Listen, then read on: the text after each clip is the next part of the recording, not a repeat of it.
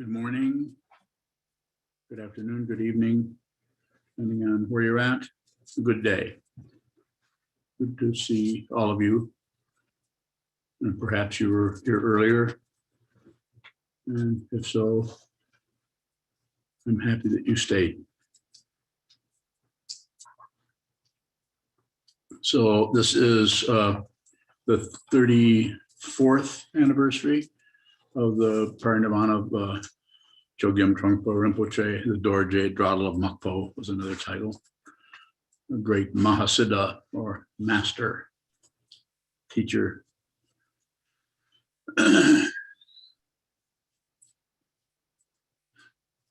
So the title that I gave this morning's talk was a quote from Kobun, my Zen master. I didn't realize it at the time, but only took a few years to realize that he was my teacher, one of my teachers, the one that had to come up and clean up the mess that was left by the Vidyadhara Trungpa Rinpoche when Trungpa Rinpoche showed me how to dismantle what this was. But then I didn't know how to clean up the mess.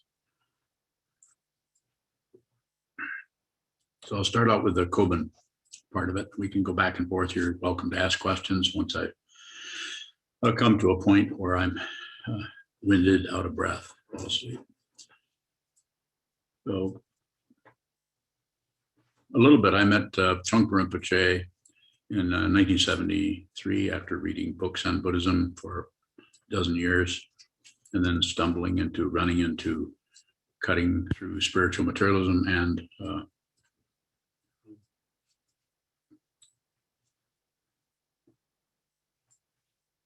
meditation in action. I think it was the other book, but the Cutting Through is the powerful book, as some of you know. We study it all the time. We've been studying it.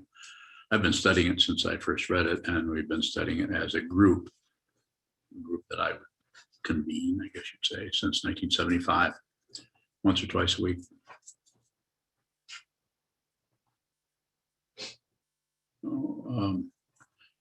Trungpa Rinpoche had a way of teaching where he was able to meet everybody where they're at. It would be my way of describing it. And it was like when you met him, you just felt like it was some kind of situation where, and other people have described it this way also, it feels like your mind stops working. I don't know, the attribution there could be just being kind of slightly embarrassed sitting in front of a Tibetan Lama. What is a Tibetan Lama? Some kind of a reincarnation of a living Buddha somehow. Pretty impressive. But there was some quality of presence there that was extremely powerful that others, if you had any kind of openness at all, which meant you knew how confused you were, that's what I call openness. You realize you might be ready to hear, you might be ready to receive this kind of a teaching. Extremely frightening for me. I'm not sure if it was for everyone, but probably in different ways. So I can come back to that and talk a little bit more about Rinpoche. But right now, I'll go forward in time, 3 years past Rinpoche's passing parinirvana in 1987 to 1990. And it was just time of the year, right around just before and during, it was past parinirvana, past April 4th and closer to the end of the month. And Kobun showed up at my house here in Battle Creek. It's kind of a surprise. I knew about him because my son, Mason Takudo, also had met him, I think the previous year when he went out, was at a Datun month-long sitting. Maybe it was a couple years before then.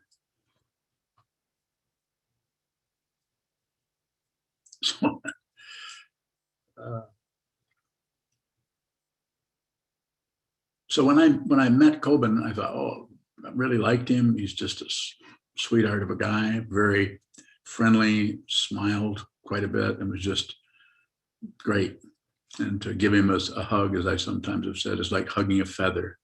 So he was not particularly feminine, but he had very strong kind of, I would characterize feminine kind of energy, very, very soft. And it continued to be that way until I asked him to be my teacher.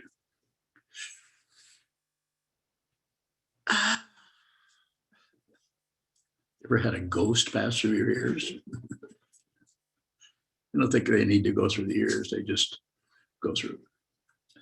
So was that him? Doesn't matter. Doesn't matter. It matters. So you can't dismiss it, but it doesn't matter, and that you don't need to do anything with it. Different way of looking at that. So the first few days he stayed at our house, Kobun did, and Shoho is a student, a friend of mine from early 1960s that I met at the Art Institute of Chicago. Shoho, the person that also ordained me in this Soto lineage after Kobun had passed, and his parinirvana was in 2002. So the part that I want to, the title is "He Wanted to Be King." That's an exact quote that Kobun said, because I didn't ask for Dokusan. We had a meditation room there, which we practiced meditation, and a Shambhala organization that I started, I guess it was 1975, and continued to go on and on with a group of people in the southern Michigan and Battle Creek area and around. And we also made trips down to Chicago, Dharmadhatu, the center down there. That's where I actually met Rinpoche, and it was late 1973. So anyway, Kobun had been there a few days, and my mother was still alive. She passed away in October of that year. So she got a chance to meet Kobun, and other people came. And of course, Michael was there, Mason was there. Several, my youngest son, Aaron, was there, and his girlfriend.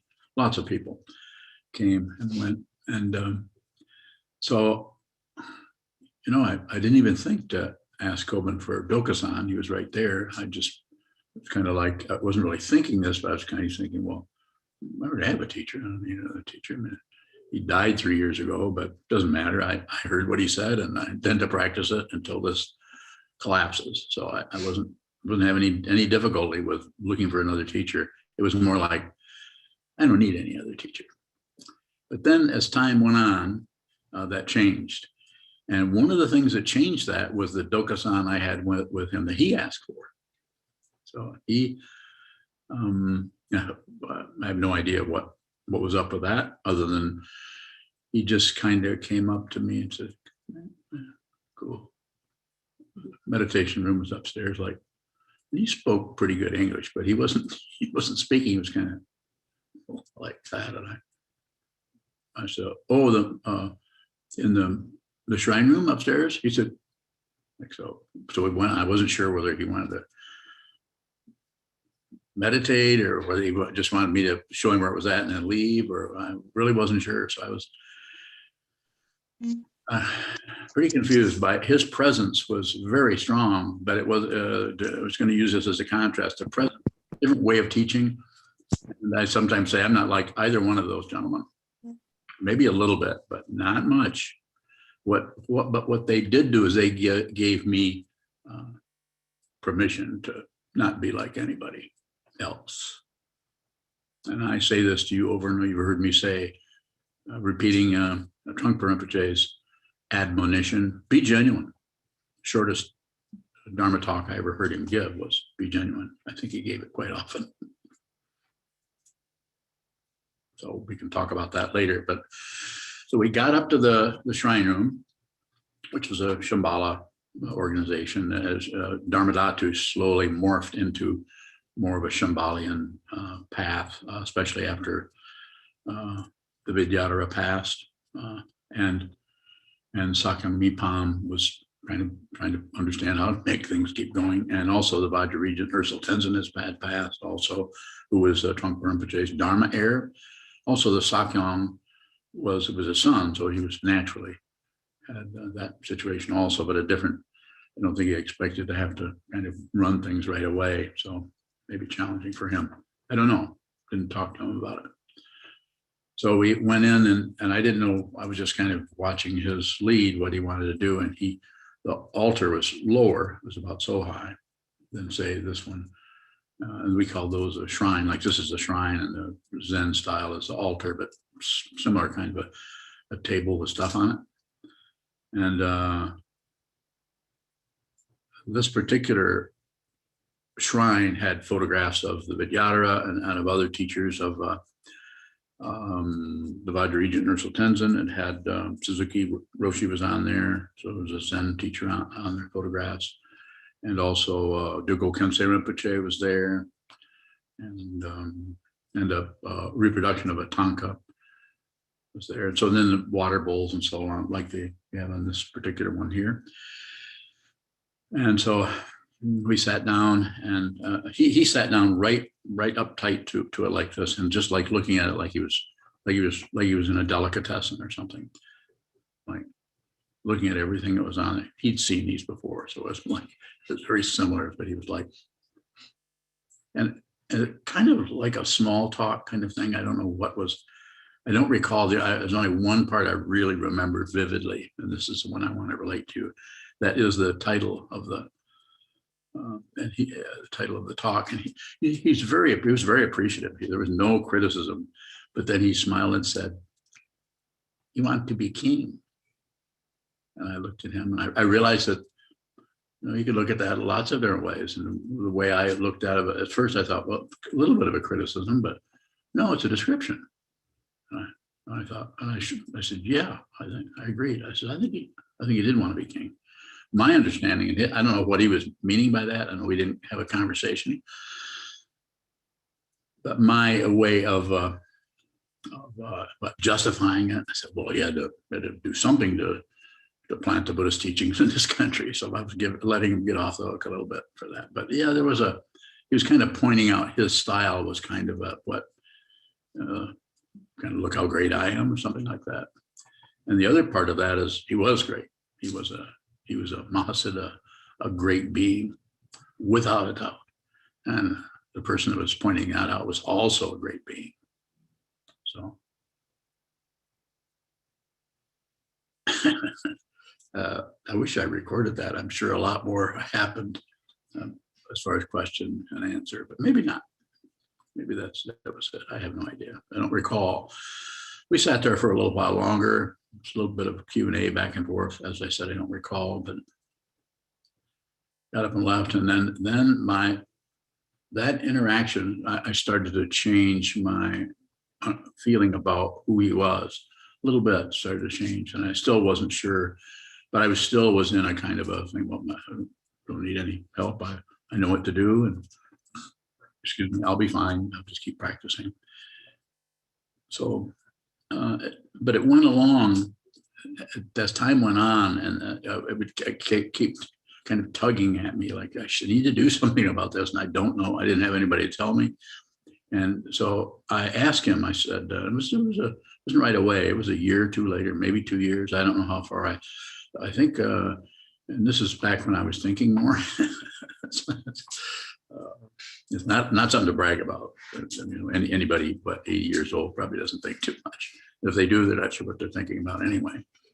So I thought about it. I didn't ask I didn't discuss it with anybody. I knew how to get a hold of him. I knew where he was. So I called him. I didn't do this face to face. I called him and we talked. He was very friendly and just a complete sweetheart. And I said, and some of you have already heard this story, but I think this might be a good time to say it again. And I said, and I was hesitant about it because I felt like, am I really sincere? What is I couldn't see my intentions for doing this. And so what I came up with is, well, my old friend Shoho from art school, he was a close friend, and he was a student. He was a fully ordained monk, and he had met him at Naropa Institute about 7 or 8 months after I had met the Vidyadhara in Chicago. So we both went to, not the Art Institute, but the Naropa Institute. So I met Michael at the Art Institute in 1960. Well, I'm not going to admit that. So I go to the first session of Naropa, and that's where Rinpoche puts me into a 10-day solitary retreat, just tells me to do that basically, without me asking. And then the next session, which I did not go to, that's the one Shoho, or Michael, the person who gave me monastic vows in the Soto lineage. He went to the second session and he met Kobun then. So Kobun was there, knew Rinpoche, and there occasionally you'll see a photograph and back in the old days of Trungpa and Kobun together. So they were also both Dharma teachers and both friends of each other. So where was I? Oh, so I'm kind of assume that he's going to, I say, so I'm thinking, why do I want to do this? I thought, well, my son has received a Raksu and has received, I don't know, he occasionally watches. I don't keep track of what he's doing, but he may be here, may not. He may come back and say, Dad, this is crazy. You never met Kobun. I would not disagree with it. So, Takudo, I think that means perfecting path. So that's the name that Kobun gave to Mason. So Mason's still working on that. Perfecting his path. So, so I'm not sure why, but I know, well, I mean, I kind of justifying it in my head. Then I've already received vows from Refuge and Bodhisattva vows, and from the Vidyadhara from Trungpa. So I don't need to do that again, do I? And I'm conducting this. I'm a meditation instructor, not a Dharma teacher, but an instructor. I teach people how to meditate. And I didn't think or know if I'd ever go any further than that. I know Gyume is on here, and I know when I met Gyume said, well, why could you be my teacher? I said, no, I'm not a teacher. I said, I'll tell you how to meditate, but everything goes up to the Sakyam. This is back in, I don't know, 20 years ago or so. And so even then I still was, even though I had functioned as a meditation teacher and helped people study, I did not feel like this was something I should be doing. So to go on a little bit more about the interaction with Kobun, because it went on for several years. When I called him, I said, so he was, as I said, he was very nice. And I said, I would like to take the precepts, I didn't say Jukai. I think I knew the name, but I want to say, I knew it was the 16 precepts. And I had read them. I said, I want to take the precepts with you. And it was about wanting to be part, wanting to be part of that community and connected with not only Shoho, but also my son. So it was kind of that kind of a feeling. And it didn't seem to go any further than that, but it was still something I didn't understand about it, because I wanted to do that, but he helped me clarify what I was doing. And what he said was in kind of a gruff, well, not kind of, it was a gruff voice. He said, correct me if I got this wrong. He said, you don't take precepts, you observe them.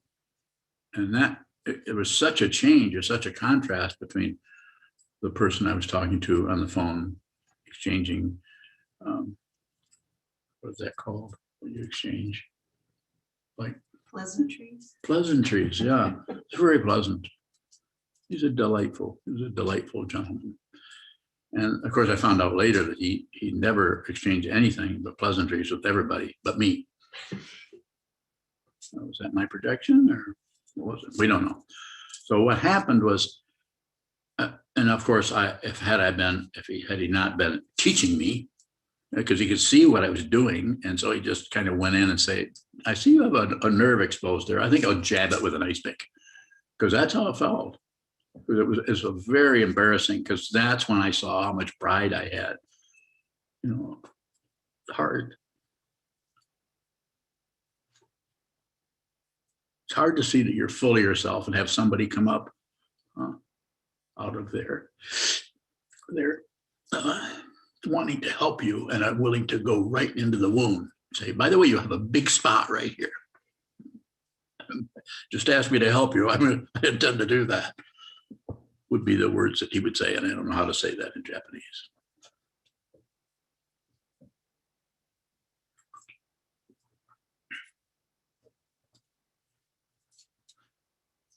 So I would have liked to have said, Mason is there. So I'm not going to read what he said because he'll blow my whole presentation here.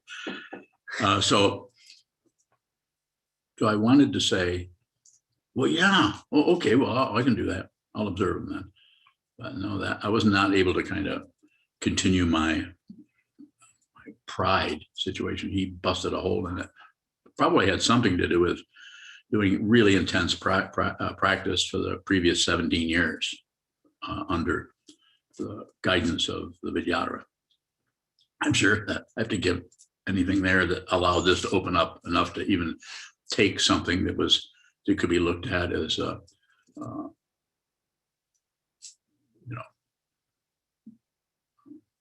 being unfriendly or being impolite or being disrespectful to me. Because that's how it felt, but I knew that what was really the truth was not that. I could see that he was actually helping me. So as soon as that couldn't have been a half a second go by from the time I asked him to function as my teacher that he began teaching. And luckily, I was able to see that. The downside of it, that's the upside. The downside, it took me from that time on, he just kept resisting.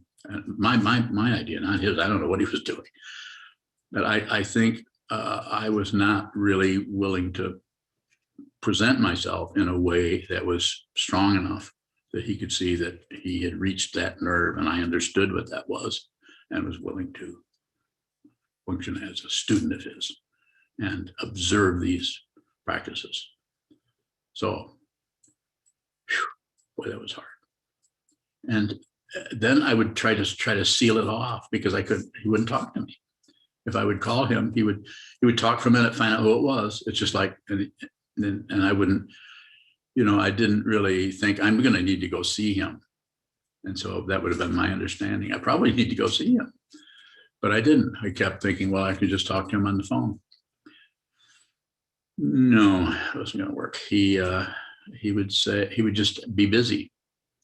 Well, I can't, I don't know what it was. He would say something. It was never mean. It was kind of impersonal. It was as if, you just made a sales call. Well, I'm really busy. I have something else to do. He didn't say even call me back later or come and see me. He said nothing. He just said, I'm busy. It's like the story that some people tell. I don't know if I couldn't tell this correctly because I wasn't there. I just hear it hearsay. That at the time somebody came who was having a great deal of difficulty and sat in front of Kobun. This is down in Taos in New Mexico, and eventually Kobun said to him, I'm having a lot of trouble too. Kind of commiserating with him a little bit. You call it, and then he got up to go to the bathroom, which is across the room, and went to the bathroom. And the guy sat there for, I guess, quite a while, and then finally went and knocked on the door and opened the door, and it was a bathroom, of course, and then the windows open and Kobun had gone. Kobun was, his Dharma name was Cloud Phoenix, so he was very much like a Cloud Phoenix. So I eventually got to the point, I would put it down, just say, no, then apparently this isn't supposed to be true because they're supposed to happen. So I even went into a long retreat after that and I didn't even take a photo of him. I was just concentrated on my, at that time I was doing Nandro practice still after many years of doing it. So finally, the year that I think it was June 26th that he passed, or July 26th of 2002. So about 3 or 4 months, maybe as much as 6 months before then, I already asked Mason. I said, Mason, does he ever treat anybody like that? Not that I know of. So maybe Mason remembers that differently, and he can correct me. But it seems like he was saying, I don't know. No one said, I think he's teaching you, and no one said that. They just said no, and they didn't say much. And then Shoho, I said, so what can I do here? I really think I need to, I'm positive I need to do this. What's the next thing I should do? And he said, find out wherever he's teaching at and go there and get in his face and say, I want the Dokusan with you. Say it that way. I want to have an interview with you. And Michael Shoho, he was never any good at, I don't have any idea. So, no. Has he ever treated you that way? So I found out later that he had. At the time, I think he knew that he didn't want to interfere with what was happening between Kobun and his old friend. So, so of course, then I determined to do that. That's what I was going to do. I would find out where he was going to teach. If he was going to, was a wisdom chair at Shambhala Mountain Center. So I thought, well, maybe he'll be teaching there. Whatever that is, I'll find out when that is, and then I'll go. Well, I don't think anything showed up for that summer. I can't remember what the situation was, but I was still planning on finding him sometime the next, wherever he was going to be. Perhaps I was waiting for him to be closer to where I was. But then in 2002, then I heard that he had drowned in Europe there at Vanya's place. Was it Switzerland? So he had tried to save his daughter. So I didn't get to ask him. But then I was, because I had visited Mason in Japan, I had met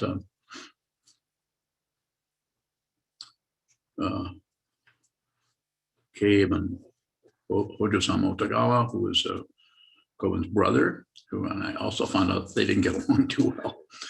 And then both of these sons, their father was a priest, and I guess his father was a priest, and the temple that we were there in, Mason lived there for close to a year and a half to 2 years, something like that. And Mason is, of course, a monk.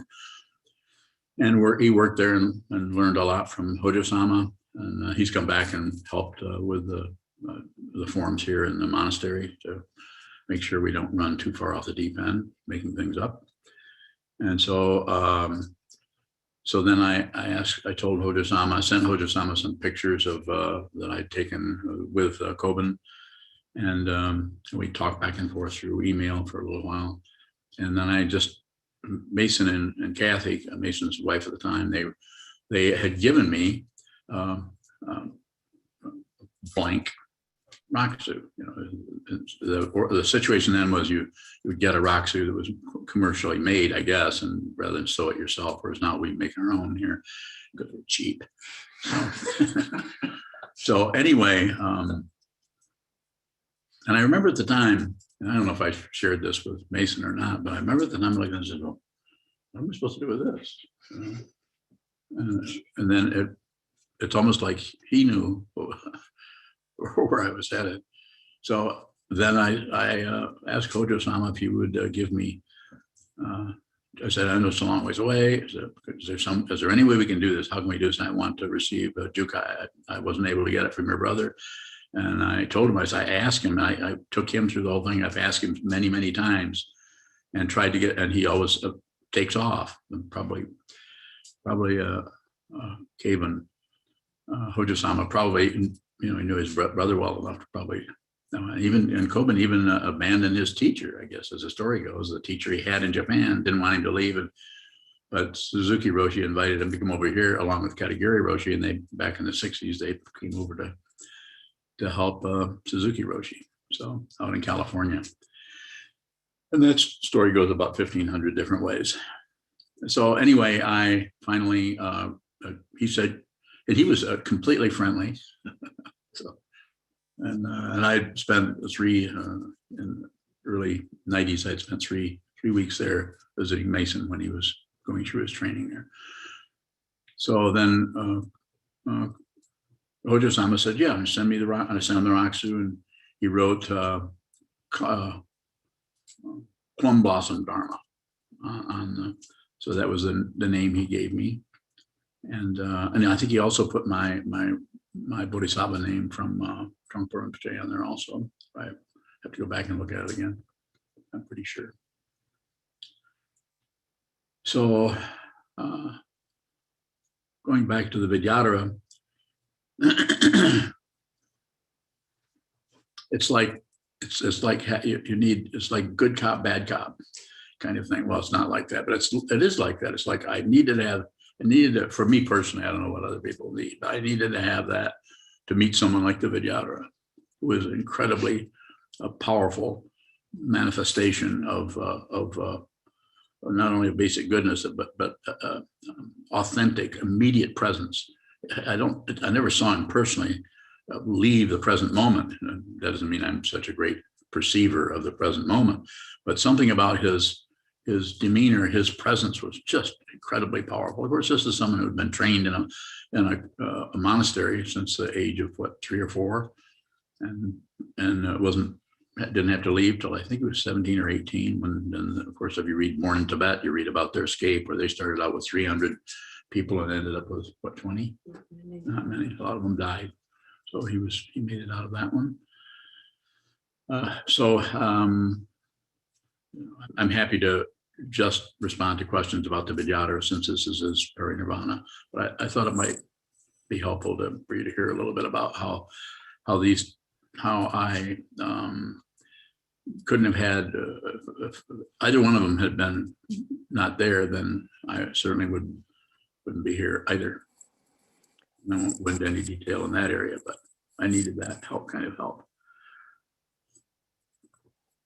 Question? Certainly.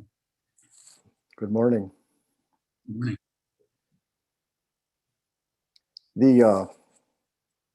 He wanted to be king. It's a wonderful title. So his cremation was a month later in May, the Vidyadhara at Kamacholi. And I'm wondering, what are your strongest recollections of that event at Kamacholi?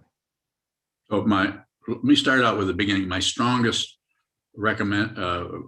memory of him, personal memory, is to meet him face to face in an interview. That outweighs everything. Outweighs everything. But to come back to the cremation, I remember all the people. I remember the circular rainbows. I'm sure you saw those too. I did. You and Zach and Christy were there. Right. And so I remember those, and I remember and I think I said in the text to you, the bagpipes and the procession.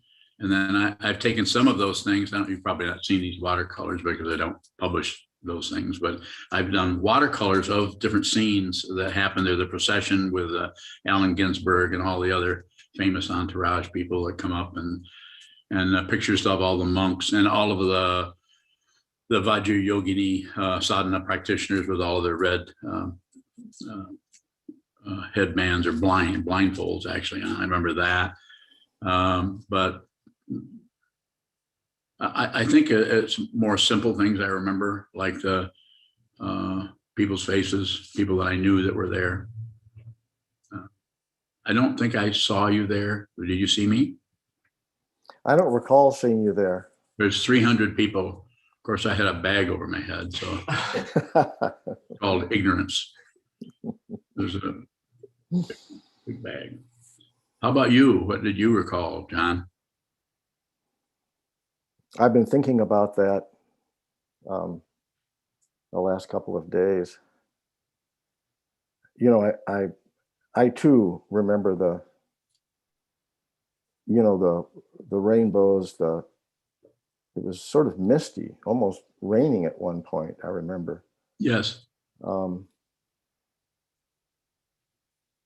My most vivid recollection really is the night before, because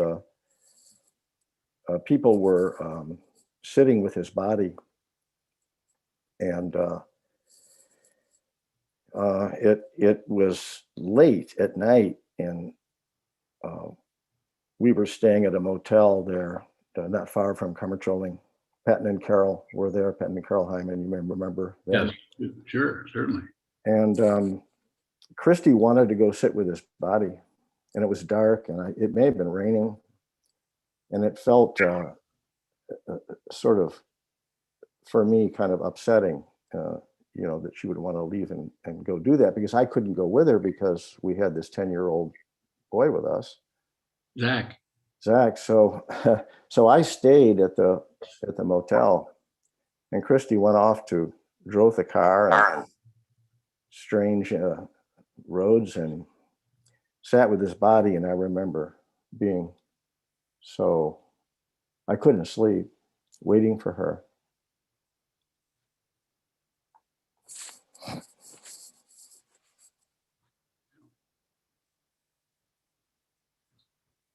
Where was the protection? I thought. Where was the protection? Where was the protection? What keeps us safe? I thought that night, what keeps us safe? I didn't know. So that wasn't a question, that was a statement. Well, it was a question to myself, but it really was a statement, because I had no clue. I don't know. Keeps us safe. She got back. I was awake. I was sure glad she was. Of course. It was an upsetting and confusing. I'm sure it was. Time that weekend at Kamercholing. Yeah.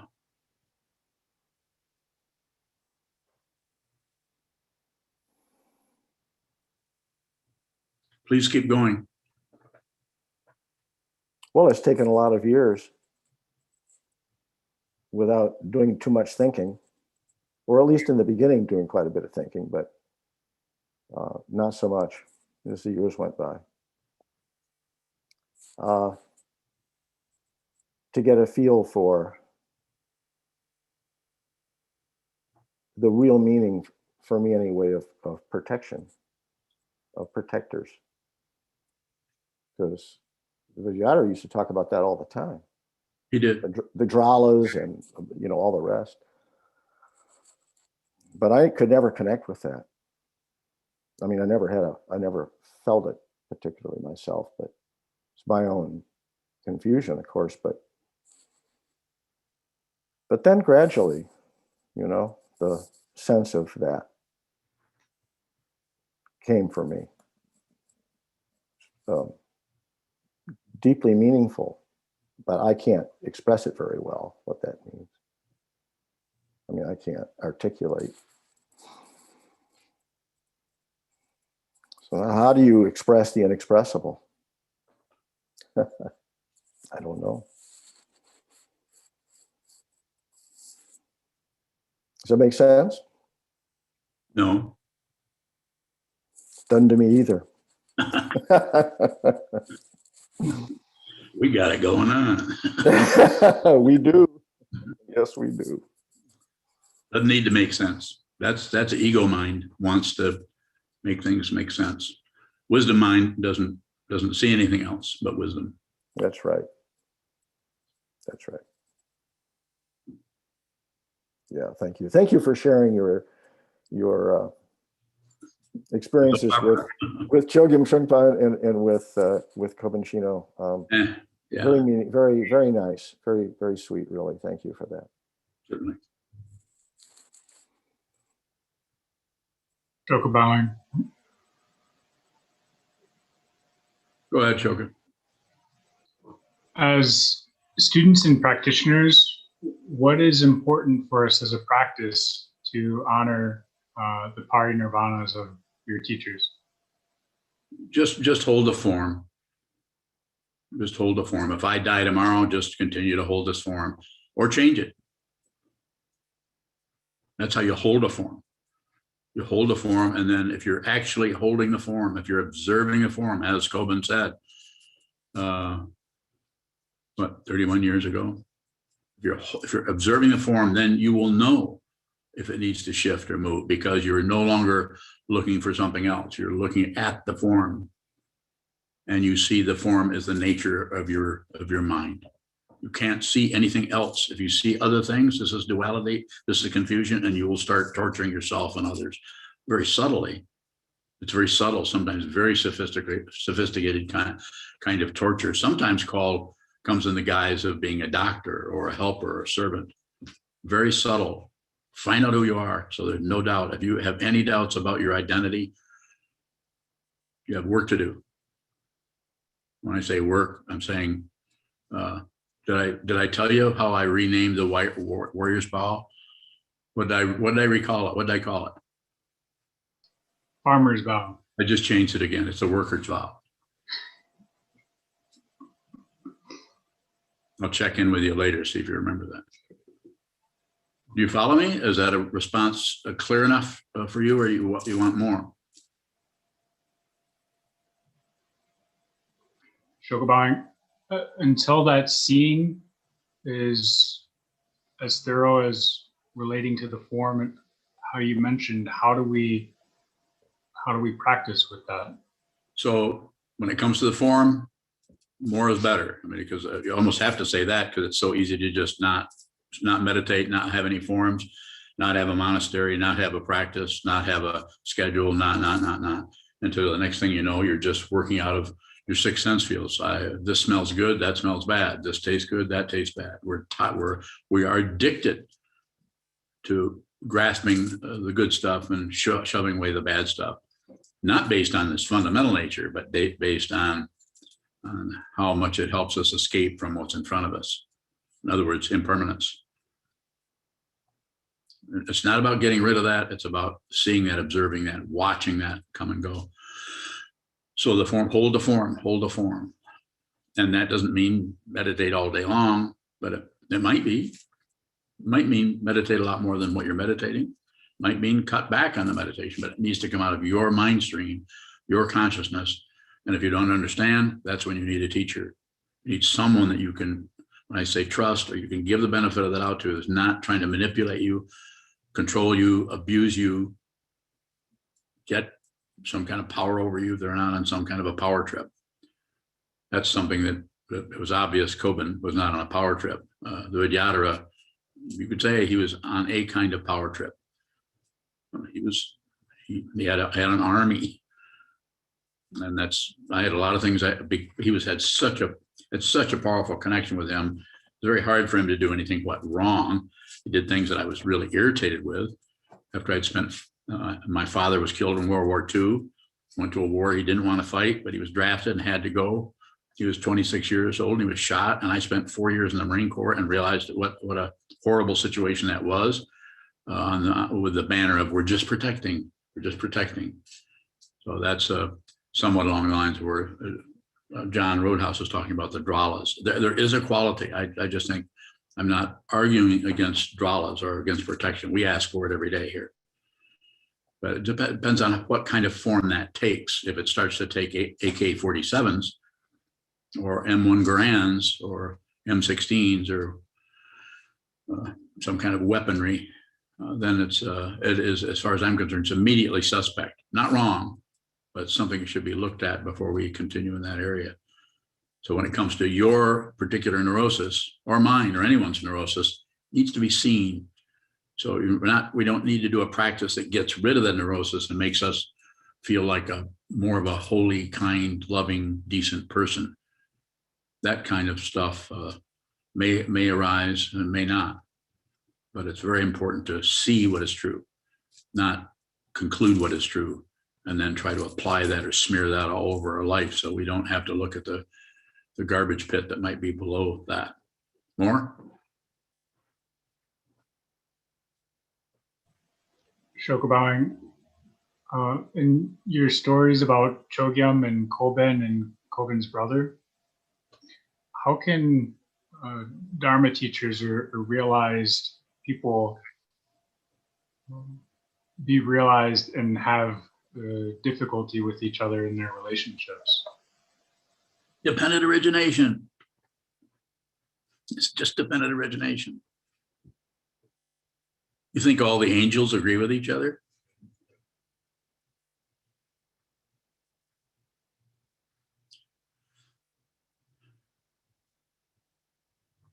I mean, we can go any direction you want to go. We could go to all of the bad press that the Vidyadhara got. And a lot of that was substantiated by people's yes, that he did do this or he did that. But what I have to look at, because of my particular connection with him, which I don't know how many thousands of years this goes back, but it goes back a ways. That doesn't give me some kind of fancy credential. But causes and conditions are untraceable. I mean, you can do some tracing, but you can't pin anything down. All evidence is partial. Just because of it shows up as evidence for, you're missing everything else. Anytime you go, this happened, even if it's relatively true, because it's such an incredibly magnetic circus or circularity. Yes, he, she, they did this, therefore they need to be punished or stopped or something. We just buy into that, not realizing the polarity of it.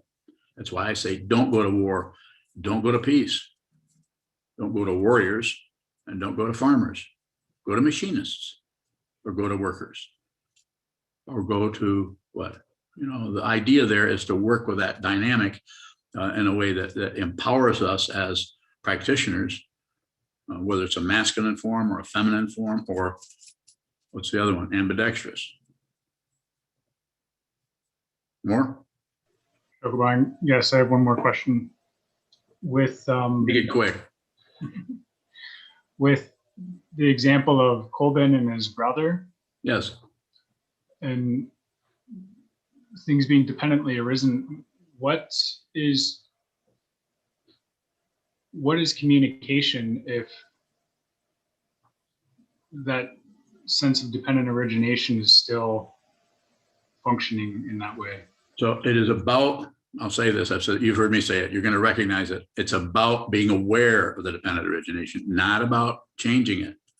It's about being aware that this that is showing up as negative against somebody else that doesn't deserve what's happening. I'm not saying that isn't true, but you can't start at the effect. I'll use a literal language. You have to start at the cause, and you can't find it. All you can see is the effects. So when you're in the effect, don't agree with it, don't disagree, and don't ignore. The passion, aggression, the whole formula is there. So that may be difficult, because if you're actually doing that and you're not pushing, pulling, or subtracting, or however you want to say it, or dividing, if you're not doing any of that, then the clarity around that is extremely powerful, because your personal imposition, in other words, your projections onto that, are not, or might not be there at all, or might be very, very transparent. So you can actually see more fundamentally what that is. And this is when the wisdom that sees the wisdom, this is when compassion arises. This is when Avalokiteshvara looks down and hears the cries of the world through you.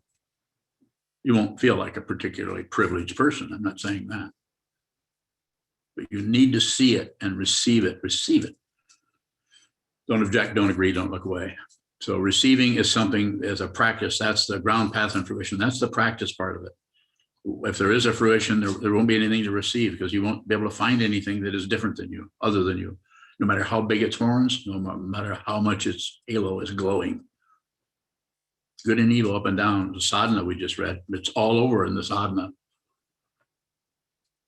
Go back and read it line for line. There's all kinds of lines in there pointing to Vidyadhara through his downloading the Kagyu fathers into this specifically Karmapakshi, who we have sitting on this altar, a little rupa of Karmapakshi, because I have a really strong connection with Karmapakshi. Do I? I don't know. Probably my imagination. I just want to have some kind of romantic thing going on. Go ahead, Jason. Forgot. So it was Mason. Somebody asked, Mason's was on there. I want to see if he's making fun of me or if he's trying to help me. Where is he at? Shotobound, I can read it for you. Oh, go ahead. Mason said in response to Kobun, I once saw him hit a guy with an axe handle. Okay. Okay, well, he must have been a more important student than I was. Was the axe still attached to it, I hope? Hi there. Yeah. So there was this student Yeah. that came to Kobun. The guy's sister was a student of Kobun, and the sister said, you got to take my brother. He's nuts. He's off the rails. You got to help him. So this guy Jonathan came. He was bipolar. He had been diagnosed as bipolar, and he was this kind of gruff carpenter from Maine, about 40, big guy. But he was kind of a loose cannon. I think everyone was a little scared of him, and he started taking advantage of that. He was like in those pre-internet days, version of a troll. You know, he just loved to get a rise out of people. And like, I think like modern internet trolls, he just wanted everyone else to feel as bad as him. So he was just causing havoc in our little community. And we kind of went crazy along with him, and kind of reacted to him. And at one point, he took the very beautiful Bodhisattva statue off of Kobun's altar, and it disappeared. And we were like, what happened? Did somebody come in and steal it? This was summertime. So a couple weeks later, somebody happened to open the fireplace, the wood stove, and it was in there. And I remember Kobun just kind of looking down and smiling a little bit, you know. Everyone else flipped the fuck out. And it came to a head, and then Kobun said, nobody knew this at the time, right? But Kobun had told him to go off his meds. Oh. And that's kind of what precipitated his really starting to go nuts. Like, he was up all night doing shit like putting the statue in the fireplace, you know. And then Kobun said, okay, go to Ojo Caliente. They have lithium water there. You go there for a month and drink that lithium water every day. And everyone got so pissed at Kobun, like, how? That's so irresponsible, telling him to go off his meds, you know? Jonathan never went back on his meds. He met a woman at Ojo Caliente. They got married. I saw him years later. He still wasn't on his meds. He was perfectly well adjusted. Did he So I have don't a? know if Did he have Kobun knew something. I'm sorry? When did he hit him with the axe handle? Oh, sorry. Yeah. At one point, so right before Kobun told him to get out of there, we were all in our house where he lived, called the dog house, and Kobun was just scolding Jonathan in front of everybody. He was like a very performative, just dressing him down. And then he asked Jonathan, okay, you need the Kiyosaku. I'm going to give you the Kiyosaku. Is that okay? And Jonathan said, okay. And Kobun went and rummaged around in the firewood pile and came out with an axe handle with no head on it. And he made Jonathan sit up straight and gasho, and he whacked him on both sides, very ceremoniously. Wow. But pretty hard, but very controlled, you know, just right on the shoulder muscle. Yeah. And then the next day, Jonathan left. Yeah. For the hot springs. So I don't know. I thought that blew my mind how good of a teacher Kobun was to Jonathan and to the rest of us, because we had no idea. We were just going crazy along with him. You know, we thought we were sane, and Jonathan was crazy. That's often the case. Thank you, Mason. Yes. Yuhong has a question there. Oh, no, she doesn't. She's bowing out. So, Junchu, go ahead. Question from Semi in Portland. Yes. What is a Vidyadhara? Vidya means Sanskrit for knowledge, and Yadara means a holder of knowledge, holder of wisdom. Vidyadhara. It's a title.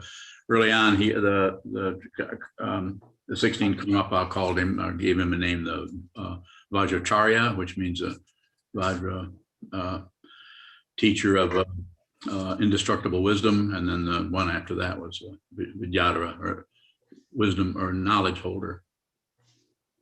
Simply, as far as I know, that's what it is. If I'm off, then Chisho would probably correct me. Is that correct, Chisho? Yeah, I got a thumbs up. How do you say thumbs up in Chinese? Tianzhen. Tianzhen. Tianzhen. Tianzhen. Is that right, Joyce? Tianzhen. Pretty soon we're gonna be speaking all 350,000 languages in the world. Might have to live a little bit longer. Have somebody take over. Further questions, please. Yes, sir. Cheers, I'm bowing with both of your teachers. The something that you bring up shows up, which is the death comes without warning. Yes, Both of your teachers died quite young. yes. Is there any way we can consider that while you're embodied and we have the support there physically? What's the question? How we should work with our practice, knowing that you could be gone before this talk's over. Just practice. I don't know. Any other question? I'm not sure what you're even asking me. I mean, Just if you would do that, Kobun was going to be. yeah. Oh, dead in I a see. month. Yeah, it might have Is there been. anything we could Yeah, we're not just, drag our heels with. yeah, we're just, nothing lasts. This won't last. I won't last. You won't last. You may go first. I may go first, just because I was old enough to be Mike Young's dad, and he died of our friend who had a massive heart attack here, February 20th, I think it was. Didn't see that coming. He seemed really healthy, and he's gone. His 49th day is this week. Yeah, his 49th day. His picture is on the altar, along with Christy Hansen's, also John Roadhouse's wife. She's on there too. I looked at both of them this morning. Yes, sir. Chogyam. What did you mean by clean up the mess? Well, I was fine with being a mess, but I'm saying what got deconstructed, I didn't know it was a mess. And so I still didn't know what to do with everything that came apart, and I needed Kobun. I needed Kobun's help. So Vidyadhara had passed. I wasn't able to get his help, and also he was extremely popular, so it was very hard to get it without hammering at the door. Even that didn't work. So, but he'd been gone for 3 years. So as I put to use that kind of a character image, Vidyadhara helped me see that what this was is put together. It's a bunch of parts. This classical way of talking about it is the 5 skandhas. Things are put together of parts that look like an apparent being or self. It's not true. Oh, but then when everything falls apart, then there's just that kind of feeling of emptiness. You don't have anything anymore. So then what do? We fill it up with our pride about seeing emptiness. A lot of intellectual people do that. Are extremely proud of their relative knowledge because they're smart people. So you have to transcend that. You have to do it. No, you don't have to do it. You do whatever you want. You'll have plenty of students that want to learn in the way you're teaching.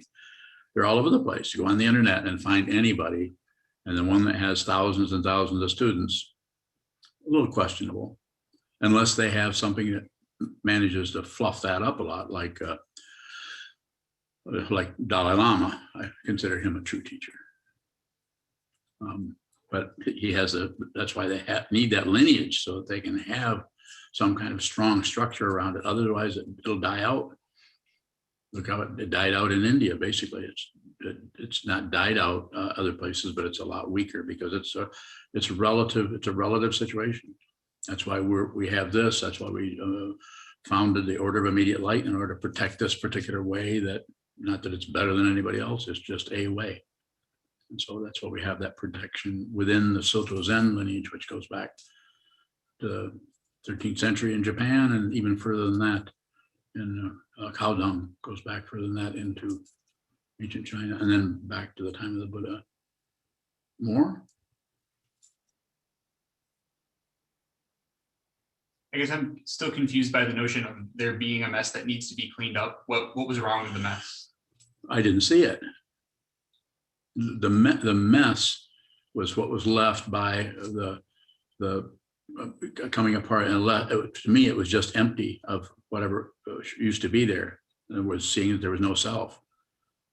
but it's a mess. It's still a mess because you still have all these other situations that you think are you don't really see.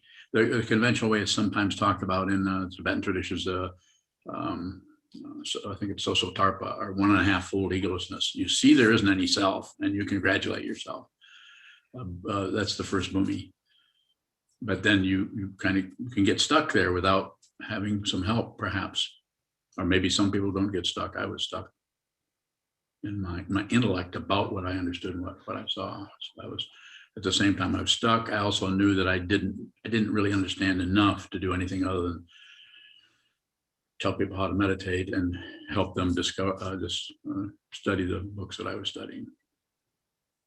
And now it's not that I've forgotten about the 5 skandhas or forgotten about the 12 links in the chain of existence or forgotten any of that. It's just that I don't teach out of those.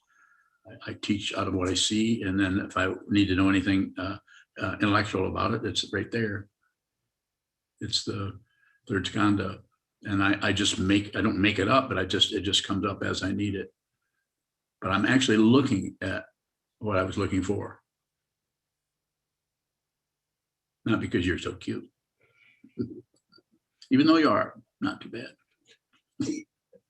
I mean, for a monk.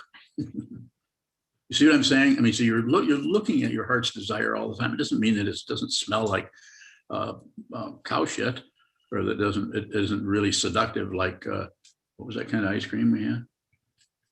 Buttermilk ice cream. Oh, I forgot. Kozan's here. You had ice cream? Kozan is trying to help me do what other people ask me. Please remain. And I say, help me. So she intends to do that. And everyone does that in their own way. Ondo. Ondovine, what did your teacher's physical presence give you? Well, it was different with each one, but the Trungpa Rinpoche it was a lot of it was kind of embarrassment because I felt like he could read my mind or see what I was, and that was so strong that I kind of turned it into a confessional. I really, really wanted, I was so desperate about my life and how I felt, and kind of self-hatred and everything, and shame, and oh, you name it, and seeing the pride but not being able to do anything with it, and then getting puffed up, and so went through some different areas. Those interviews that when John was asking, well, I remembered what immediately showed up is how powerful those interviews. Those only had 4 face-to-face interviews, but just being in his presence was powerful. And I don't think it was because he had some radiating some kind of magic particularly. I think everyone had different feelings and ideas and interpretations or understandings. And I just knew I'd met my match, so to speak. I knew I had to be a student of his if I wanted to live. That was life and death for me. It took a long time. It was 35 years of studying and doing what I was told. And that just started to change about 15 years ago. To functioning. Well. Yes, please go ahead. There's a question in the chat box from Greg B. Yeah, Greg. Out of the blue, I dreamt Chogyam Trungpa Rinpoche coming down the stairs into a living room. He seemed to be swaying a bit. Could this have any meaning? Yeah, he swayed quite a bit. So it probably means he was drinking sake. So I don't know. I have dreams about him too, quite a bit. So, I wouldn't go for the meaning. I just stay with the vision. Just if you look at that and don't abandon it for what it means, then you see what that vision is. You see visions do not remain stable unless you feel that stability by pushing, by pulling. And when I say pushing, I'm saying aggression, or explaining, or analyzing, or not that those don't have relative consequences. That's why we have a vaccine. That's why we have buildings. That's why we have carpenters and scientists, and that's why we have that, because of working with relative truth. But relative truth is not the spiritual path. It's not separate from it. The spiritual path is seeing the nature of what you're working with, seeing the nature of a nail, the nature of a hammer, the nature of a hand, the nature of eyes, the nature of this human form. We totally misunderstand this and think we're human beings. Pretty easy to do. You know, I mean, look in the mirror, and you ever go in the look in the mirror, am I an alligator? Go look in the mirror. Have I turned into something else? Quite often, discontinuous identity processes that are totally normal are made a big deal of by what? People who don't know what that means and don't like it and want to change it and call it a disease and want to fix you. And so if you come to me with saying you have 3 or 4 personalities, I want to talk to them. I'm not going to get rid of them, nor am I going to discount that. What a mean thing to do to somebody who's having an experience of separate identities. Just totally disrespectful to people's apparent neurosis. Apparent. Everything is apparent, except things that aren't.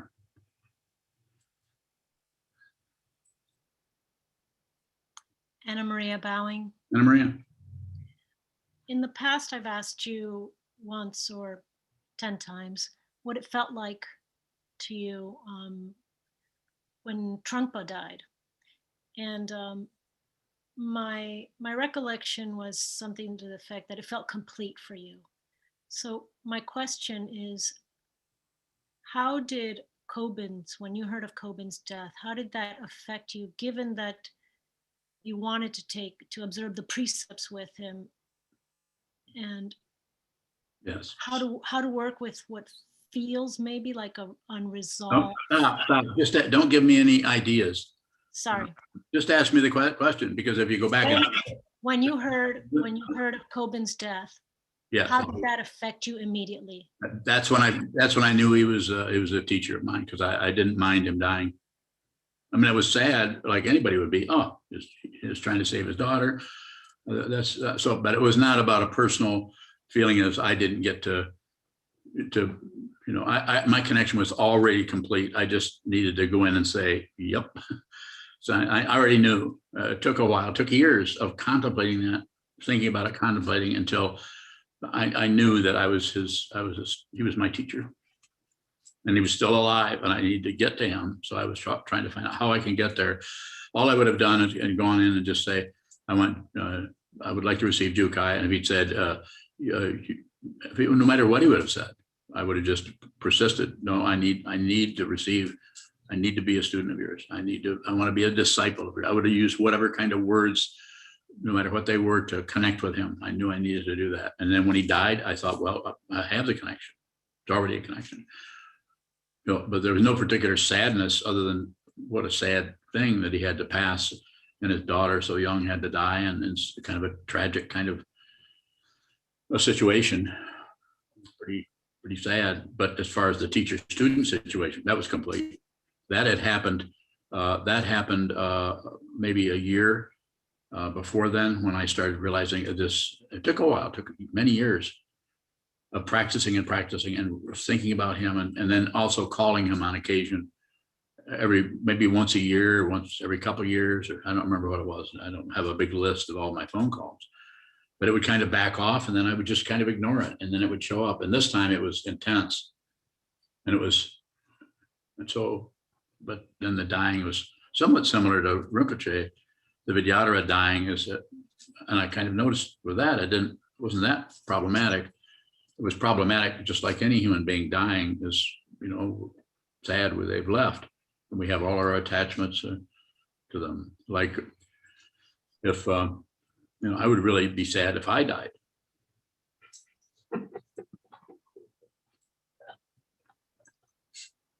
It's one of those jokes. Yeah, go ahead.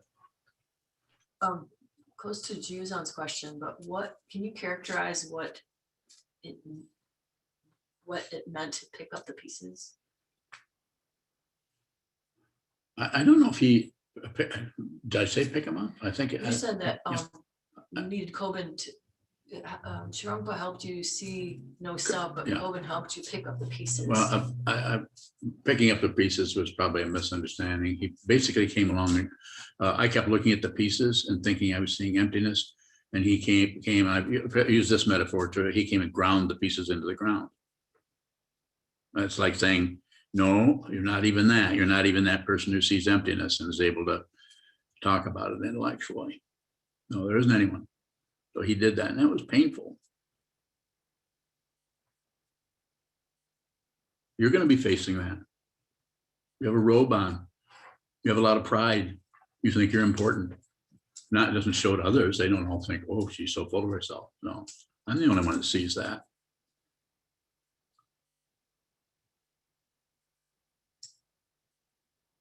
Go ahead and respond.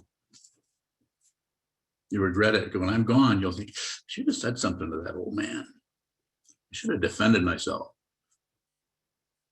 I should defend myself. No, I said that's what you would think. Go ahead. I really don't know what to say. Good one.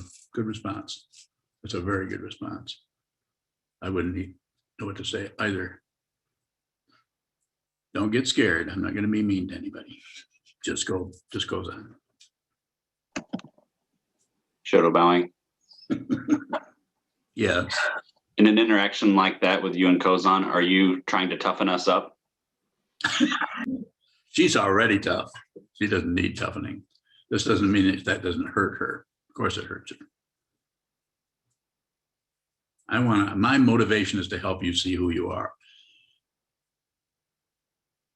And if you want that, I will help you as much as I can. If you want something else, then you should go somewhere else. As I sometimes say, that one thing I say. I'm not even gonna repeat it because you remember what it is. Jason bowing. Scratching your neck. Yes. Earlier you were speaking with someone and your answer to them was that they need to look at the causes instead of the effects, and that they wouldn't find those causes. My question is, were you speaking in that moment only to that person? Well, you're coming back with a question about us. I think I might have been speaking to you. Well, that's what I'm wondering is, are you speaking to one person or all people? Everybody. And what I'm saying about that, Jason, is I'm not saying there aren't causes, but the ego mind wants proof. So it wants to stop at the nearest cause where it can collect, oh yeah, okay, now I know why. Now I know why I don't drink enough water. So therefore I feel this way or that way. So, and there are all kinds of immediate, this cause, that cause, this cause, that. And our whole legal system is just filled with that situation. And it is relatively workable. I mean, it does work to some extent to keep things, somewhat dependable and somewhat legal and keep us from killing each other somewhat. But it's an incredibly vast and complicated scheme built on relative truth, not something to be gotten rid of. We need to have that there also. So I'm just saying, I would be saying to you, the way you've asked the question, I would say, go look into it a little bit, what caused what, but don't spend too much time looking for first cause. What's the fundamental cause of this? Because the fundamental cause of it, if you're a Buddhist, if you're studying the Buddha's Dharma, the Buddha's already told us 2,500 years ago, the cause of suffering or difficulty or stress is wanting something else, wanting things to be different, desire, differentiation, thinking there's lots of different things, and desire about wanting some things to back off, some things to get stronger, and then some things we don't care about, those are unimportant. It's called ignorance. So there's passion, and then there's aggression, and then there's the ignorance that is basically just a cloudy form. The clouds or the ignorance is closer to awakening, and actually is a dynamic of awakening when we say that confusion and realization are not two separate things. They're separated, but when we see what this is, the realization is about the confusion. So therefore they no longer separate. Just a way of talking about it. Jason, go ahead. So if the Buddha said that is indeed the cause, then does that mean the Buddha saw everything? Yes. We wouldn't be doing this if the Buddha saw everything. Anyone who realizes, whether the historical Buddha or someone or a lineage holder who begins to teach out of their realization rather than out of what they've been taught. They don't ignore what they've been taught, but they don't need that. They see it. They see it. If a polar bear comes up and sits down in front of you, you can teach that polar bear if they let you live. It's a little bit silly, but I'm saying even the Vidyadhara once said you could teach a horse to meditate, probably. I think he said that somewhere. But you have to understand what that is.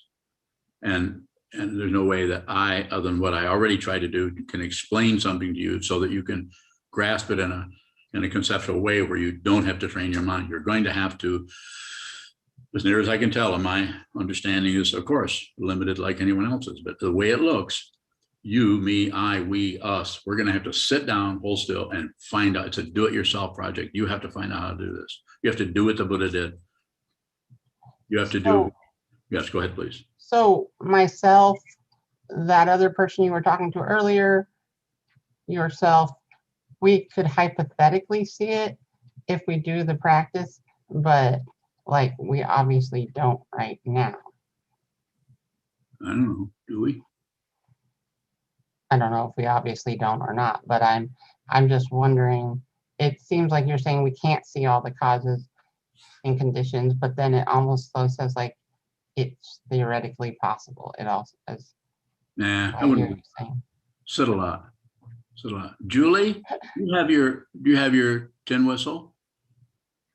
Mason, I think Mason has his what is that? Mason, is that a guitar?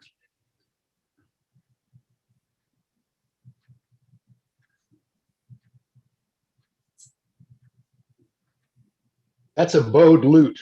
Oh, okay, bowed lute. So why don't you guys play an Irish tune together, or anybody else that knows Irish tunes, and we will conclude this with a little bit of music from the land of a lot of greenery. Who's got the whistle? Me. Julie, right down. She has her hand up. But I would probably need the sheet music too. I would have to. Do you know see if I any had tunes? this. Yeah. Do you know Out on the Ocean? I could. No, I could see if I have the sheet music, but I don't have anything memorized. If you I could want to find listen. it, I'll try to play it with you. I'll look. If you want to play in the meantime. What was it? Out on the Ocean. I'll look. Any other musicians out there? I just when I practice the fiddle, I just always listen to podcasts. And so Sunday mornings, I just listen to this and pace back and forth playing the fiddle.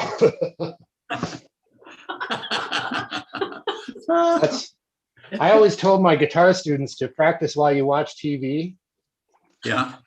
And then you can practice for hours and you won't even know it.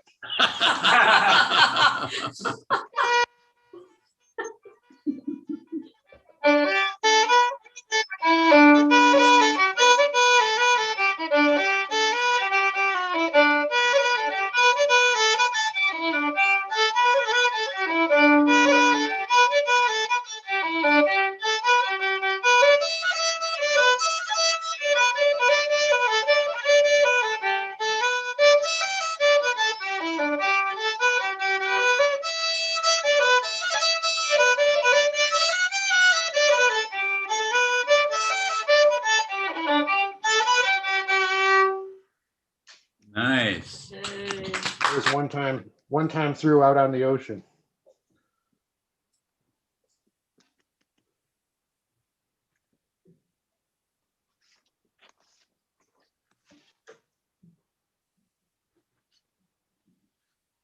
Julie, what is that one song that you sent me a recording of? The Sally Gardens. Mason, you know Sally Sally Gardens, is that a reel? No, it's like more like a ballad, slower. Oh, the song, the air. Yeah, yeah. What key do you have it in? D.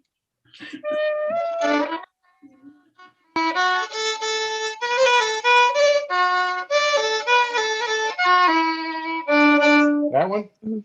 I'm gonna turn off Go my ahead and headphones. start it. I'll jump in. Right, sorry, I was turning off my headphones. Go ahead and start it. I'll follow you. Okay.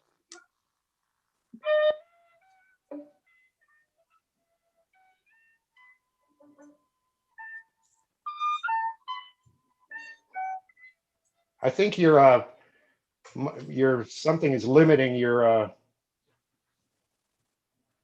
You got a raccoon in your microphone cage? you've got a setting. I don't remember what it is, but it gates it when it gets too loud or something. Oh, yeah. Oh.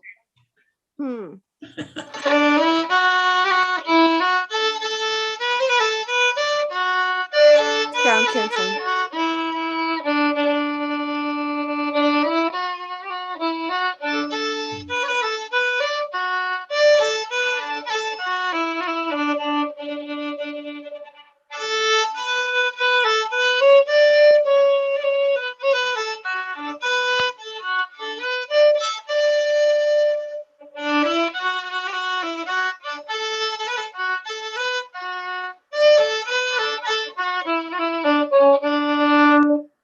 Yeah, Sheldon says it's what is sound canceling from Zoom or something like that.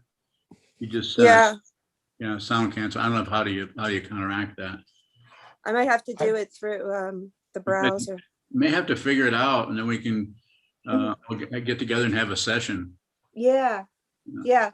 Maybe if I do it through the browser. I'm on my iPad, so it doesn't, Zoom doesn't have as many settings through the iPad. I remember I changed it at one point, but I don't remember how I did it.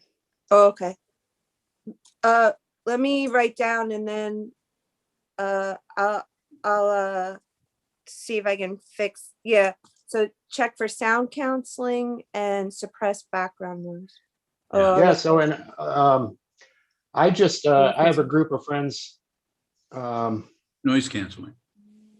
I have a group of friends here from CU Music that I've been hanging out with. They're all good musicians, but none of them plays Irish music. So recently I gave them a bunch of tunes and said, let's learn to play these tunes together. So I'll send you guys those same tunes. It's like 15 tunes. Oh yes, please. Yeah. And then I'll fix my settings. Okay. Okay, we're gonna bow out. I think we're all ready to go have lunch. Thank you. Dedicate the merit, and then and thank you for the music. And I'll Mason and Julie, I'll hook you guys up so Okay. you can get a hold of each other. Okay. Love you guys. Love you. Love you. Thank you, everyone. Love you. Thank you.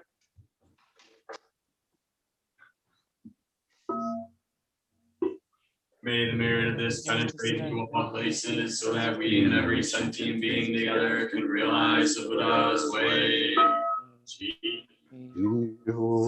San shi hu Isombu samoko sa moko hoja.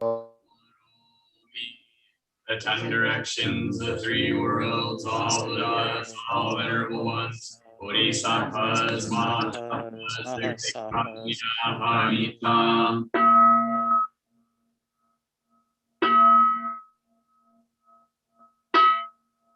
O Buddhas and Bodhisattvas of the 10 directions and the 3 times, please hear us. Please come down out of the light and protect Sokukoji Buddhist Temple Monastery, our Sangha, families, friends, and visitors. Heal everyone who's unhappy, sick, or suffering, and fill them with light.